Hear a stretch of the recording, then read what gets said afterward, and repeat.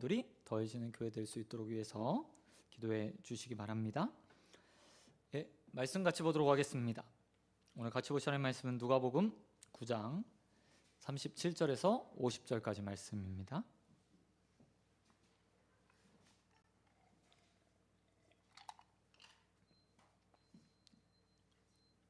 누가복음 9장 37절에서 50절까지 말씀.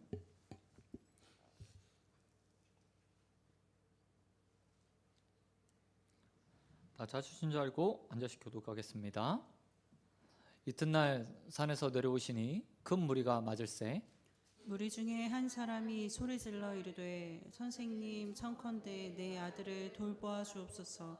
이는 내 외아들이니이다. 귀신이 그를 잡아 갑자기 부르짖게 하고 격렬히 일으켜 거품을 흘리게 하며 몹시 상하게 하고야 겨우 떠나가나이다.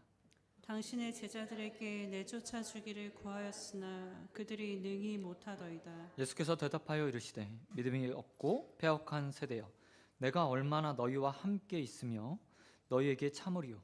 내 아들을 이리로 데리고 오라 하시니 올 때에 귀신이 그를 거꾸러뜨리고 심한 경련을 일으키게 하는지라.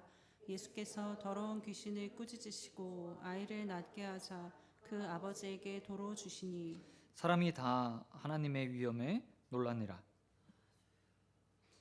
그들이 다 그 행하시는 모든 일을 놀랍게 여길세. 예수께서 제자들에게 이르시되 이 말을 너희 귀에 담아두라. 인자가 장차 사람들의 손에 넘겨지리라 하시되 그들이 이 말씀을 알지 못하니 이는 그들로 깨닫지 못하게 숨긴 바 되었음이라. 또 그들이 이 말씀을 묻기도 두려워하더라. 제자 중에서 누가 크냐 하는 변론이 일어나니 예수께서 그 마음에 변론하는 것을 아시고 어린아이 하나를 데려다가 자기 곁에 세우시고 그들에게 이르시되 누구든지 내 이름으로 이런 어린아이를 영접하면 곧 나를 영접함이요 또 누구든지 나를 영접하면 곧 나를 보내신 이를 영접함이라. 너희 모든 사람 중에 가장 작은 자가 큰 자니라. 요한이 여짜오되 주여, 어떤 사람이 주의 이름으로 귀신을 내쫓는 것을 우리가 보고 우리와 함께 따르지 아니하므로 금하였나이다. 예수께서 이르시되 금하지 말라. 너희를 반대하지 않는 자는 너희를 위하는 자니라 하시니라. 아멘. 아멘. 예, 오늘 말씀 가지고 묻기를 두려워 말라, 묻기를 두려워 말라라는 제목으로 말씀 같이 나누어 하겠습니다. 오늘 본문은 4개의 이야기로 구성되어 있습니다. 평소 같았으면 아마 4개를 따로따로 이렇게 설교하는 게 맞는 것 같은데, 맞다고 생각하는데 오늘은 좀 4개의 이야기를 한꺼번에 보면서 그 가운데 하나님께서 주시는 은혜들을 나눴으면 좋겠습니다. 본문의 첫 번째 이야기는 귀신 들린 아이를 낫게 하시는 예수님에 관한 이야기가 있고요. 두 번째는 자신의 죽음에 관해서 예언하시는 장면이 나오고, 세 번째는 제자들이 누가 크냐라고 논쟁을 벌이는 모습이 나옵니다. 그리고 마지막 네 번째는 너희를 위하는 사람들이 누구인가에 관한 이야기에 대해서 이야기하고 있습니다. 각각 다른 이야기 같지만 자세히 살펴보면 큰 줄기 안에서 누가복음 9장에 말하고 있는 제자도와 관련해서 하나의 이야기처럼 볼 수도 있는 이야기입니다. 먼저 본문에서 예수님은 제자들과 함께 변화산에서 내려오는 것으로 본문이 시작되는 것을 볼 수 있습니다. 본문 30절에 이렇게 시작합니다. 이튿날 산에서 내려오시니 라고 말하며 하루 동안 변화산에서 주님께서 계셨고 그곳에서 기도를 하신 후에 이제 일정을 마치시고 내려왔다라고 이야기하고 있습니다. 근데 변화산에서 내려오자마자 사람들이 예수님을 찾고 있습니다. 그리고 그 가운데 예수님께서 변화산에 있을 동안에 어떤 일이 그 산 아래서 이루어졌는지에 대해서 짐작해 볼 수 있는 이야기가 전개되고 있습니다. 한 아이의 아버지가 예수님께 나와서 이렇게 말합니다. 내 아이 좀 고쳐주십시오. 내 아이가 심한 귀신에 들려 있습니다 라고 말하며 39절에 보면 그 아이의 상태가 얼마나 심각했는지에 대해서 아버지가 구구절절하게 예수님께 이야기하는 것을 볼 수 있습니다. 아이가 귀신에게 잡혀서 경련을 일으키고 또 몸이 상하게 된 후에야 떠나가게 된다. 이 일이 계속해서 반복적으로 일어났다라는 사실을 아버지가 예수님께 말하고 있습니다. 그리고 이 아버지는 예수님 앞에 나와 치료받기 이전에 또 다른 일을 했다고 이야기하고 있습니다. 40절에 보니까 이렇게 기록하고 있죠. 당신의 제자들에게 내쫓아 주기를 구하였으나 그들이 능히 하지 못했습니다. 아마 변화산에 예수님께서 올라가신 그 사이에 제자들이 산 아래에 있는 것을 보고 귀신 들린 아이의 아버지가 아이를 데려와 제자들에게 부탁했던 것 같습니다. 예수님만큼이나 제자들도 전도 여행을 하면서 병 고치는 은사를 많이 발휘했어요. 이전까지는 예수님 혼자 사역을 감당했지만 전도를 마친 이후에는 제자들도 어느 정도의 능력이 있다는 사실들이 소문으로 이렇게 퍼졌던 것으로 보여집니다. 그렇기 때문에 아이의 아버지는 귀신 들린 아이를 데려와서 제자들만 있는 것을 보고 제자들에게 부탁했던 것으로 보여집니다. 그런데 문제는 무엇이죠? 내어 쫓을 수 없었더라. 제자들이 아마 밤이 맞도록, 어쩌면 그 전날 와서 밤새도록 제자들에게 부탁을 해서 제자들이 이런저런 방법을 다 동원하면서 그 아이를 고쳐주려고, 귀신을 내어 쫓으려고 노력했을지도 몰라요. 그런데 아무 소용이 없었던 거예요. 그리고 나서 예수님께서 이 이야기를 다 듣고 난 후에 41절에서 말씀하시기 시작합니다. 이 말씀하시는 내용들을 보면 이렇게 기록하고 있습니다. 한마디로 요약하면 이거예요. 책망. 너 왜 믿음이 없어? 라고 책망하시는 거예요. 이 책망의 대상이 누구였는가? 신학자들은 논쟁을 많이 합니다. 첫 번째로 일반적으로 생각했을 때 아이의 병을 고쳐주지 못했던 제자라고 얘기도 하고요. 또 어떤 사람들은 제자들이 아니고 믿음이 없었던 아버지나 그 주위에 있었던 무리들이 라고 이야기도 합니다. 누가 되었던 상관없이요, 결국에는 이 제자들은 모두 다 포함이 돼요. 왜요? 아래에서 예수님의 이름으로, 권능으로 무엇인가 행하려고 했던, 귀신을 쫓아내고 했던 모든 시도들을 했던 사람들 가운데 제자들도 있었고, 또 그것들을 분탁했던 귀신 들린 아이의 아버지도 있었고, 그것을 옆에서 구경하며 지켜보았던 수많은 사람들이 있었기 때문이죠. 어찌되었건 예수님은 그들의 믿음이 없음을 보시고 책망하시는 거예요. 책망이요. 그리고 나서 예수님은 이내 아이를 데려오라 말씀하시고 귀신을 꾸짖어 쫓아내 버리십니다. 그리고 그 아이를 다시 자신의 아버지에게 돌려주세요. 사람들의 반응은, 이 일을 보고 난 사람들의 반응은 한결같았습니다. 43절에 보니까 이렇게 기록하고 있어요. 사람들이 다 하나님의 위엄에 놀라더라. 귀신을 나가는 것을 보고 다 놀랐다라는 말로 이 이야기가 일단락되게 됩니다. 그런데 문제는요, 여기에 있지 않아요. 믿음이 없어서 귀신을 쫓아내지 못했어, 그래서 책망받았어, 이게 끝이 아니라는 겁니다. 믿음이 없었던 제자들, 그들의 삶이요, 이제부터 적나라하게 드러나기 시작하는 거예요. 다음 이어지는 이야기에 보면 예수님께서 이 일들을 다 마치신 후에 이렇게 말씀하세요. 44절. 야, 내가 하는 말을 잘 귀에 담아두어라. 담아두어라 라고 말씀하시는 거예요. 이 담아두라는 말씀은 앞에서 믿음이 없는 패역한 세대를 향해서 하셨던 책망일 수도 있고요, 그 다음에 45절에 나오는 말씀일 포함돼요. 45절에서 예수님께서 제자들에게 이렇게 말해요. 정확하게 예수님께서 말씀하신 워딩보단, 그리고 어떤 말을 정확하게 하셨는지보다 그 내용에 대해서 이야기하고 있어요. 그 내용은 이런 거죠. 내가 곧 죽게 될 것이다. 내가 곧 죽게 될 것이다. 그런데 이 이야기에 대해서 어떻게 했다고 이야기합니까? 그들이 깨닫지 못했고 또한 묻지도 않았다라고 말하고 있는 거예요. 예수님께서 자신의 죽음에 대해서 지금 누가복음 9장에서 두 번째 예고를 하신 겁니다.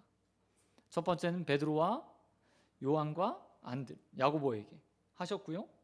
두 번째는 이제 제자들 전체에게 내가 이렇게 죽게 될 거야. 사람들의 손에 잡혀서 내가 죽게 될 거야 라고 말씀하셨어요. 이 이야기가 어려우세요? 혹시 여러분이 예수님께서 야, 내가 사람들의 손에 잡혀 죽게 될 거야 라고 말했을 때 이 말을 이해 못할 사람이 있었을까요? 아니요. 전혀 그렇지 않아요. 그런데 45절에 이렇게 표현하고 있어요. 그들이 이 말을 깨닫지 못했다. 더 놀라운 것은 그 다음의 반응입니다. 이렇게 깨닫지 못했는데 그들이 이 말씀이 무엇인지 주님께 묻기를 두려워했다라고 말하고 있다는 거예요. 사실 이 모습을 보면 잘 이해가 되지 않습니다. 왜 이 말이 이해가 안 되지? 혹 이해가 안 됐다면 이 중요한 말을 왜 다시 예수님께 묻지 않았지? 이런 질문을 우리는 던질 수밖에 없어요. 그런데 누가는 그 이유에 대해서 이렇게 말하고 있어요. 그들이 두려워했기 때문에 묻지 않았다라고 이야기하는 거예요. 이 두려움은 어디서부터 출발했을까요? 그것은 다른 것이 아니라 그 말을 인정하는 순간 제자들의 모든 삶이 부정될 수 있다는 것을 스스로 알았기 때문이에요. 제자들이 예수님을 따르기 위해서 어떤 일을 했습니까? 자신의 모든 것들을 다 버렸죠. 자신의 모든 것을 다 버렸어요. 그리고 예수님을 쫓아 따라오기 시작했습니다. 그리고 이 누가복음 9장이 쓰여졌을 쯤에는 예수님의 사역이 거의 막바지에 달았을 쯤이에요. 그러니까 3년 가까운 시간 동안 제자들이 예수님을 따라다닌 거죠. 그런데 난데없이 예수님께서 자신의 죽음에 대해서 공식적으로 제자들 앞에서 이야기하는 거예요. 내가 많은 사람들에게 잡혀 죽을 거야. 이 이야기를 들으면서 어쩌면 그들은 저게 무슨 소리야? 말도 안 되는 소리 라고 생각하면서 부정하고 싶었을 거예요. 그리고 그 말을 다시 물어서 예수님, 이게 사실입니까? 정말인가요? 라고 묻기가 두려웠겠죠.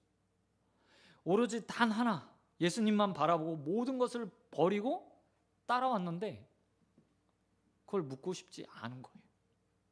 아니, 그렇게 물어서 예수님께서 다시 한번 내가 죽을 거야 라고 말하면 자신의 삶이 어떻게 되는 거예요? 그래서 그들은 그 가운데 예수님께 다시 묻기를 두려워하고 멈춰버리게 되는 것을 볼 수 있습니다. 그런 제자들의 모습이 또한 우리의 모습이기도 하죠. 우리가 하나님 말씀을 듣거나 보거나 하는 경우에 하나님께서 그 말씀의 뜻들을 깨닫게 하시는 경우가 있어요. 때로는 어떤 말씀을 우리에게 딱 주시기도 하죠. 말씀을 들으면서 아, 이것은 나를 향한 말씀이구나 라고 마음의 찔림을 딱 받는 경우가 있어요. 그런데 이때 보통 두 가지 반응이 나타나게 돼요. 첫 번째는 아멘, 아멘, 그렇게 되기 원합니다 라고 하는 것이고요. 또 하나는 부정하는 거죠. 제자들처럼 이건 내 말씀이 아니야. 이게 무슨 의미지? 나는 이 말씀 받을 수 없어 라고 부정을 해요. 때로는 미신적인 말씀이 나에게 들려지기도 해요. 뭘 하라고 하는 것 같은데, 뭘 내게 액션을 취하라고 말씀하시는 것 같은데 명확하지가 않는 거예요. 그럴 때 우리가 보이는 반응이 꼭 제자들과 같죠. 이걸 하면 내가 손해보는 것 같고 혹시 나에게 불이익이 생기지 않을까? 라고 판단이 되는 순간 어떻게 해요? 하나님 앞에 다시 물으면서 정말 하나님 내가 이대로 살기 원하십니까? 라고 묻는 게 아니라 부정하죠. 두려워해서 다시 묻기를 거부하고 또 멈춰버리는 것을 볼 수 있어요. 문제는 이렇게 멈추는 순간이요, 우리의 믿음이 성장할 기회를 놓쳐버린다는 거예요. 사실 제자들이 주님께 책망을 받았습니다. 제자들도 책망의 대상 중에 포함이 돼요. 그러면 그 다음에 예수님께서 하신 말씀들을 기억하면서 다시 자신의 삶을 돌아보고 어떻게 하면 자신도 이전처럼 예수님의 파송을 받아서 전도를 나갔던 그때처럼 그 병 고치는 능력들이나 귀신을 쫓아내는 능력을 행할 수 있을까 고민해야 되는 게 맞아요. 뿐만 아니라 예수님 말씀 하나하나를 기억하면서 내 삶에 적용해야 될 때가 맞는 거예요. 더욱이 변화산에서 예수님께서 이미 자신의 죽음에 대한 이야기들을 하셨어요. 그리고 제자들에게도 알려주셨어요. 그런데 이 제자들이 내려와서 다른 제자들과 이야기하지 않았을까요? 아마 제자들 가에 그런 이야기들을 하면서 수근수근 거렸을 거예요. 야, 예수님이 죽을 수도 있대. 그런데 예수님의 입으로 다시 한번 그게 확인된 거예요. 하지만 도저히 받아들일 수 없어서 다시 예수님께 묻기를 거부했어요. 그리고 그 순간부터 그들의 믿음이 여기서 딱 멈춰버리게 된 거예요. 다른 말씀들 그리고 그 삶에 한 예수 그리스도의 말씀을 통해서 성장할 수 있는 기회를 놓쳐버리게 된 거죠. 저는 저와 여러분이 주님께 말씀을 받았을 때 그리고 그 말씀이 때론 나의 생각과 다르고 내가 원하는 말씀과 다를 때 아니 그 뜻이 명확하지 않아서 무엇을 행해야 될지 모를 때 제자들처럼 그 말씀을 묻기를 두려워하는 자들이 아니라 그 바른 뜻을 알기 위해서 또 주님께 묻고 또 묻고 그 뜻을 깨달을 때까지 묻는 자가 되었으면 좋겠습니다. 그래서 언제나 하나님 말씀에 분명함과 선명함을 가지고 그 말씀을 따라 행하고 준행하는 자들이 되기를 우리 주님 예수 그리스도의 이름으로 축원드립니다.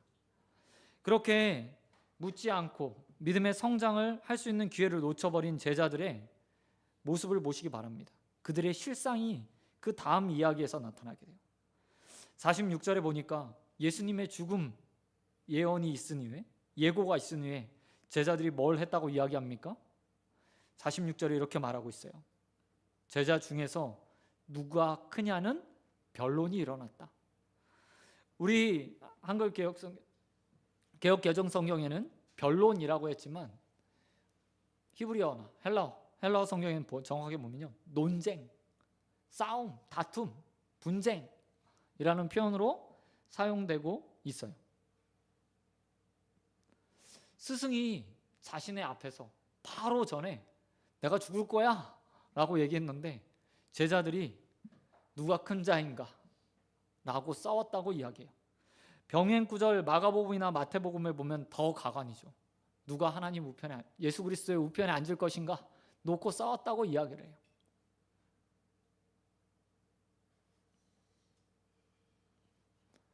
이게 믿음이 멈춰버린 자, 하나님 말씀 가운데서 그 뜻을 깨닫기 위해서 다시 묻지 않는 자들의 모습인 거예요.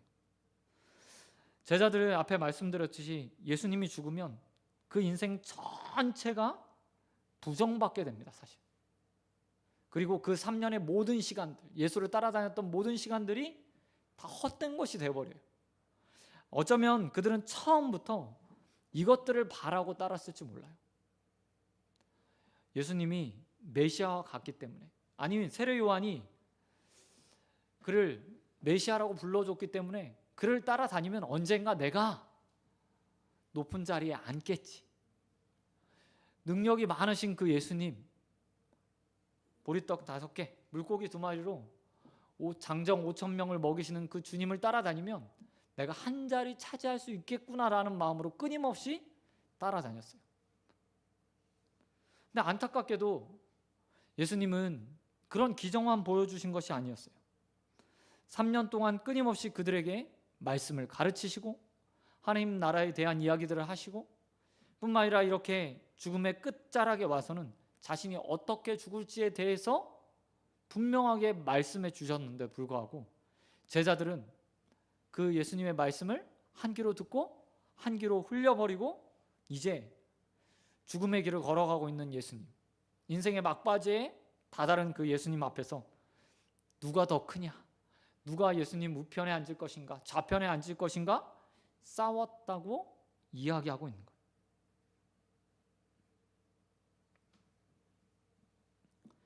제자들 관심은 온통 지금 콩밭에 가 있습니다. 그리고 그 사실이 증명되고 있어요. 47절에 보면 이런 제자들을 향해서 예수님께서 한 아이를 데려오셔서 그에게 말씀하세요. 내 이름으로 어린아이 하나를 영접하면 나를 영접하는 것이고 자기를 보내신 하나님을 영접하는 것이요 이런 자가 가장 큰 자다 라고 말씀하시면서 그들의 논쟁을 끝맺어 주려고 해요. 근데 아마 제자들은 이 이야기도 이해하지 못했을 거예요. 왜냐하면 당시에 아이는 영접의 대상이 아니었습니다. 그냥 이건 영접이라는 단어는요, 환대했다 이런 정도가 아니에요. 고관들, 귀족들, 왕과 같은 자들을 맞이하다 라는 단어로 쓰여지는 헬라어 단어예요. 그런데 주님께서 숫자로 들어가지도 않는, 당시에 사람으로 취급하지 않는 아이를 하나 딱 세워놓고 이렇게 말씀하시는 거예요. 이 아이 하나 대접하는 것, 영접하는 것, 귀하게 맞아들이는 것이 곧 나를 영접하는 것이고 하나님을 영접하는 것이다. 이런 마음을 가지고 사는 자가 곧 너희가 원하는 큰 자다 라고 말씀하시는 이 말씀을요, 받아들일 수 없었을 거예요. 깨닫지도 못했겠죠.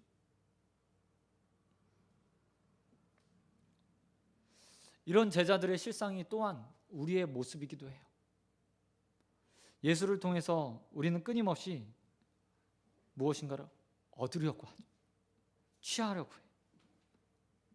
오히려 예수님은 낮은 자가 되고 누군가 정말 비천한 자들을 맞아주는 자, 환대해주는 자가 되기를 우리에게 원하시는데 우리는 정반대로 세상이 원하는 방식으로 높아지기 원하고 대접받기 원하고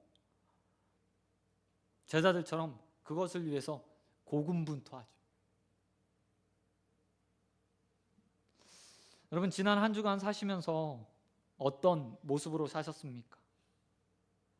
작은 소자 하나, 어린아이 하나를 영접하며 사셨습니까? 아니면 누군가의 대접받기 위해서, 큰 자가 되기 위해서 노력하며 사셨습니까? 주님이 우리에게 바라는 믿음은 작은 자가 되는 겁니다. 이 세상의 가치로 보면 참 미련한 방식이고 세상에선 도저히 인정할 수 없는 그 방식을 따라 사는 거예요. 다음 한 주간 살아갈 때 믿음이 있는 자로, 또 하나님 말씀을 들은 자로 그 말씀을 기억하며 적은 소자 하나, 어린아이 하나를 주님처럼 영접하는 저와 여러분이 되시길 우리 주님 예수 그리스도의 이름으로 축원드립니다. 그러면 마지막으로 오늘 믿음이 없었던 제자들의 또 다른 실상에 대해서 보여주고 있습니다. 높아지려고 노력하는 그 제자들의 모습과 함께 또 다른 실상이 드러나게 돼요. 49절과 50절 말씀에 보면 요한이 주도하는 한 이야기가 등장합니다. 49절에 요한이 예수님께 말합니다. 주님, 어떤 사람이 주님의 이름으로 귀신을 쫓아내는 것을 우리가 보았습니다. 그리고 나서 이렇게 말해요. 우리와 함께하는 자들이 아니어서 더 이상 귀신을 쫓아내지 말라고 이야기했습니다 라고 말하고 있습니다. 그러자 예수님께서 요한에게 이렇게 말하죠. 금하지 말라. 너희를 반대하지 않는 자는 너희를 위하는 자들이라. 너희와 함께하는 자들이다. 너와 같은 마음을 가진 자들이라 라고 말하면서요, 금하지 말라고 이야기해요. 그런데 이 제자들의 모습을 보시기 바랍니다. 제자들 이상하지 않으세요? 분명 자신과 함께하는 무리는 아니었습니다. 그런데 그들이 누구의 이름으로 귀신을 쫓아내고 있어요? 주님의 이름으로 귀신을 쫓아내고 있어요. 이 이야기는 다르게 말하면 이렇게 표현할 수 있어요. 그들이 최소한 예수님의 이름으로 무엇인가 하면 이루어진다는 사실을 믿은 자들, 아니면 더 믿음이 있어서 예수님을 실제로 따르고 있지는 않지만 예수님을 믿기 때문에 예수님의 이름으로 무엇인가 행하는 자들이라고 말할 수 있어요. 아마 전자였을 것 같아요. 예수의 이름 자체에 능력이 있어. 그러니 예수의 이름으로 귀신을 쫓아내면 걔 나갈 거야 라고 확신한 거예요. 그래서 그 확신을 가지고 귀신을 쫓아내고 있는 거예요. 그런데 요한이 뭐라고 얘기하고 있어요? 그들이 우리를 따르지 않으니까, 우리 편이 아니니까, 우리와 동행하지 않으니까 그들이 그 일들을 행하지 못하도록 내가 막았습니다, 경고했습니다 라고 이야기하는 거예요. 근데 이 경고 좀 이상하지 않으세요? 앞에 어떤 일이 있었어요? 제자들이 귀신 들린 아이의 귀신을 쫓아내지 못하는 일이 있었던 거예요. 다른 말로 이야기하면 지금 요한의 마음에 시기, 질투가 가득 차 있는 거예요. 그렇기 때문에 그들은 자신과 함께하는 무리라고 말하는 제자들, 12제자들과 같은 자들이 귀신을 쫓아내는 것은 용납할 수 있었지만 그 밖에 있는 자들이 귀신을 쫓아내는 것을요, 받아들일 수 없었던 거예요. 왜요? 자신들이 그것을 행하지 못했으니까요. 자신보다 더 큰 능력을 가지고 예수의 이름으로 무엇인가 행하고 있는 자들을 받아들일 수 없었던 거예요. 놀랍게도 누가는 이 말을 했던 사람이요, 요한이라고 말해요. 요한. 여러분, 요한의 여러 가지 별명이 있잖아요. 그런데 가장 아름다운 요한의 별명이 뭐예요? 사랑의 사도예요. 사랑의 사도. 요한 1, 2, 3, 4. 네. 사랑 하도 사랑 거려서 그의 별명이 사랑의 사도예요. 그런데 예수님과 함께 있었던 그 기간 동안 예수님이 생전에 요한의 별명은 뭐였어요? 우레의 아들. 우레의 아들이었어요. 불같이 화를 내는 사람이었다는 거예요. 누군가를 받아들이지 못하는 사람, 자신의 생각과 마음에 맞지 않는 사람이면 배척하던 사람이었던 거예요. 근데 요한이 그 모습 그대로를 보여주고 있어요. 이렇게 행동할 수밖에 없었던 이유는 단 한 가지 때문이에요. 그들의 믿음이 계속해서 정체하고 있었거든요. 말씀을 모르면 묻고 깨닫고 변화되려고 한 게 아니라 혹시 나에게 해가 되는 말씀이나 내가 원하는 말씀이 아닐까 봐 묻지 않았기 때문에 말씀을 가장 잘 가르쳐 줄 수 있는 예수님과 함께 동행하면서 말씀을 통해서 믿음이 성장하지 못한 거예요. 인격이 변화되지 않은 거예요. 그래서 그가 오늘 자신보다 큰 능력을 행하고 있는, 주님의 이름으로 귀신을 쫓아내고 있는 자들을 금하면서 자랑스럽게 예수님 앞에 보고하고 있는 거죠. 이런 안타까운 요한의 모습도 또한 우리의 모습이죠. 우리의 모습이에요. 교회 안에 생기는 분쟁들, 교회 안에서 생기는 갈등들의 대부분은 이 요한과 같은 우리의 모습을 통해서 생겨나게 돼요. 누가 나보다 더 큰 은혜를 받았습니다. 나보다 조금 늦게 믿은 사람이 나보다 더 빨리 직분을 얻거나 하나님 앞에 많은 은혜를 받았다고 판단될 때 우리는 요한처럼 생각해요. 때로는 한국 교회가 다른 교회 성장들을 보면서 요한처럼 이야기하죠. 마치 그곳엔 주님이 없는 것처럼, 주님의 능력이 나타나지 않는 것처럼, 자신과 같은 색깔이나 믿음을 표현하고 있지 않기 때문에, 아니면 자신과 함께하고 있지 않기 때문에 배척하는 모습들로 서가는 것도 사실이에요. 이 모든 것이 단 한 가지에서 출발하는 거예요. 말씀을 깨닫지 못하고 묻지 않기 때문입니다.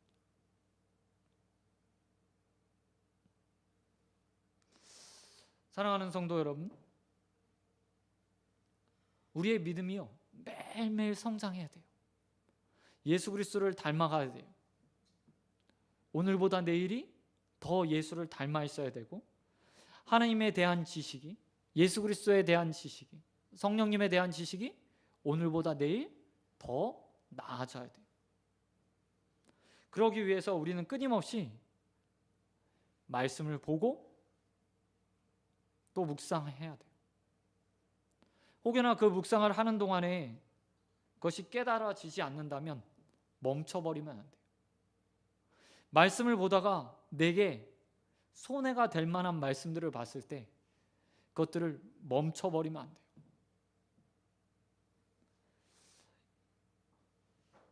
제자들처럼 묻기를 멈추는 순간, 묻기를 두려워하는 순간 더 이상 성장할 수 없고 더 큰 믿음을 가질 수 없어요. 그리고 제자들처럼 돼요. 그 순간 제자들처럼 돼버려요. 예수님이 원하시지 않는 정반대의 삶, 더 큰 것을 추구하고 더 높은 것을 추구하는 삶을 살게 되고, 또한 무리를 짓고 내 바운더리를 정한 다음에 그것이 아닌 자들을 배척하고, 심지어 그들이 예수님의 말씀을 통해서 능력과 일들을 행할 때도 그것들을 부정하면서 그들은 우리와 달라 라고 말하는 어리석은 자들이 돼요. 그러기에 저와 여러분이 다음 한 주간 살아가면서 하나님 말씀 듣기를, 받기를, 또 그 가운데 행하기를 두려워하지 않는 자들이 되기를 소원합니다. 온전하게 그 말씀, 그것이 나에게 해가 되는 말씀처럼 들리는 그 순간에도, 또 그 말씀이 잘 해석되지 않아서 하나님의 뜻이 어디에 있는지 모르는 그 순간에도 다시 그 말씀을 들고 주님 앞에 나와 묻고 확인하고 그 말씀을 따라 살아가며 매일매일 주님을 닮아가는 저와 여러분이 되시길 우리 주님 예수 그리스도의 이름으로 축원드립니다. 이 시간 기도하도록 하겠습니다. 하나님 아버지 감사합니다. 하나님, 우리 주님의 말씀을 늘 마음에 새기는 자들 되게 하여 주시옵시고, 또한 그 말씀이 깨달아지지 않을 때 묻기를 두려워하지 않는 자들 될 수 있도록 은혜 베풀어 주시옵소서. 때로는 하나님 말씀이 분명하지 않지만 그 가운데 그 말씀을 받기가 두려워 하나님께 또 물으며 하나님의 뜻을 구하는 것을 멈출 때가 많이 있습니다. 아버지께서 우리에게 하나님 말씀 받기에 두려워하지 않은 마음 허락하여 주시옵시고, 그 가운데 늘 하나님의 뜻이 무엇인지 분별하기 위해서 또 묻는 자들 되어 주시도록 은혜 베풀어 주시옵소서. 또한 우리의 삶 가운데 믿음이 없어, 말씀의 성장이 없어 제자들처럼 어리석은 자들로 이 땅 가운데 살지 않기를 원합니다. 예수님이 원하시는 그 삶을 추구하기 위해서 더욱더 주님의 원하시는 말씀들을 배우게 하시고, 또 그 가운데 주님의 말씀을 따라 순종함으로 하나님을 기쁘시게 하는 인생들로 늘 서갈 수 있도록 은혜 베풀어 주시옵소서. 눈을 쌓으며 우리와 함께 하시고 말씀으로 우리에게 다가오시는 우리 주님 예수 그리스도의 이름으로 기도드립니다. 아멘. 이 시간 마지막으로 찬양 드리고 잠시 기도하고 축도하고 예배 마치겠습니다.